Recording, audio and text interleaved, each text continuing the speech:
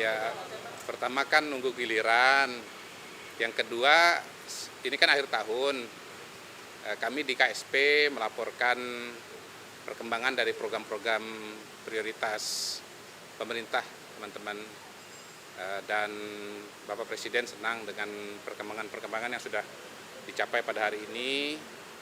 Misalnya soal perkembangan MBG, kemudian keberadaan Danantara yang semakin berpengaruh, lalu juga rencana-rencana ke depan termasuk soal perkembangan koperasi Merah Putih yang notabene pada hari ini sudah menuju kepada pembangunan gerai-gerai ya. Jadi ya ada banyak lah laporan-laporan yang disampaikan, makanya dibawa tas nih dalamnya laporan. Iya. Iya. Iya. Silakan Pak Fari. Barang kan tadi? Barang tadi. Ya, kebetulan ini ada beberapa kali beliau nitipkan pesan untuk mencari mekanisme percepatan pembangunan perumahan yang saya laporkan karena ada mandat dari beberapa undang-undang untuk pembentukan lembaga untuk percepatan pembangunan perumahan.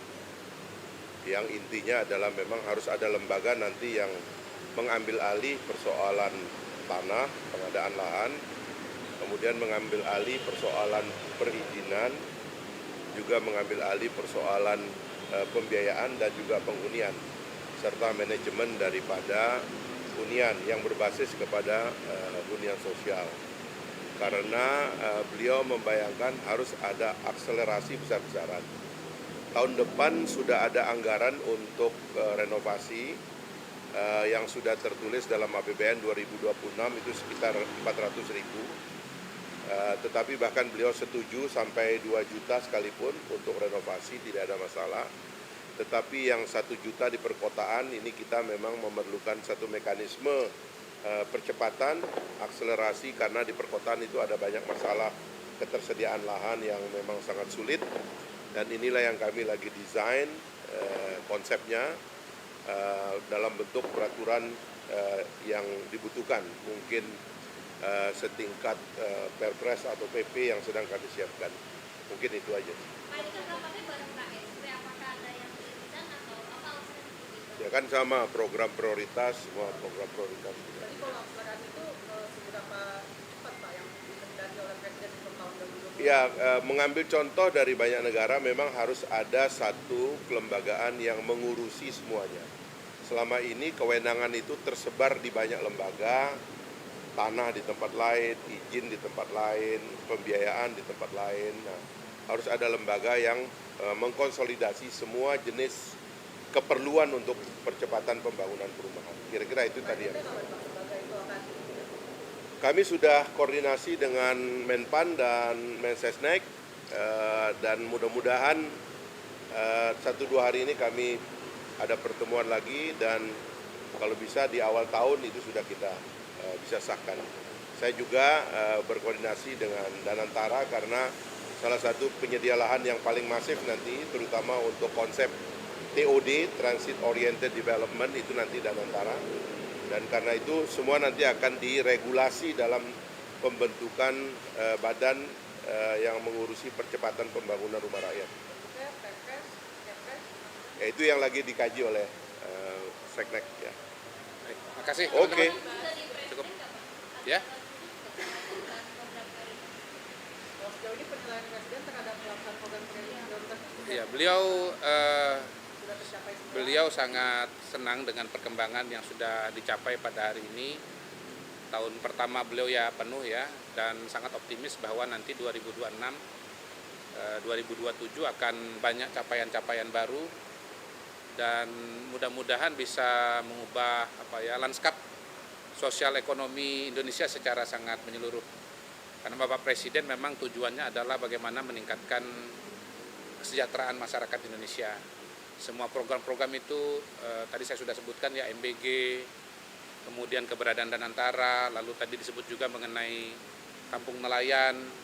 Bagaimana semua kegiatan ini bisa membuka lapangan kerja, kemudian membuat ekonomi berputar, beliau tadi sebut istilah apa? Velocity of economy. Velocity of money. Velocity of money, ya. Bagaimana tiap uang tiap rupiah yang dikucurkan itu akan Berkali lipat. pada giliran berikutnya di lapangan. Jadi kita lihat insya Allah tahun depan Pak, lebih ini kan optimis. penanganan bencana ini kan dan rehabilitasi Ya. membutuhkan banyak Ya. anggaran ya Pak. Ya. Apakah itu akan menghambat tentunya pelaksanaan program-program prioritas Presiden? Insya Allah tidak, karena Bapak Presiden telah melakukan banyak penghematan ya di depan ya, ada efisiensi, kemudian juga ada sumber-sumber pendanaan yang didapatkan melalui kegiatan penegakan hukum yang semua kita ketahui, baik itu untuk penataan kebun sawit maupun mencegah penyelundupan maupun juga untuk nanti tambang begitu. Jadi insya Allah tidak, dan Pak Presiden kan akan ke Aceh dan insya Allah akan malam tahun baru nanti di Aceh bersama dengan rakyat Aceh. Baik. Ya.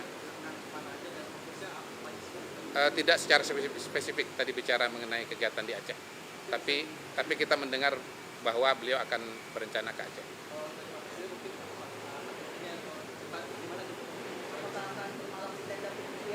Belum, karena lebih pada program-program kebijakan secara umum.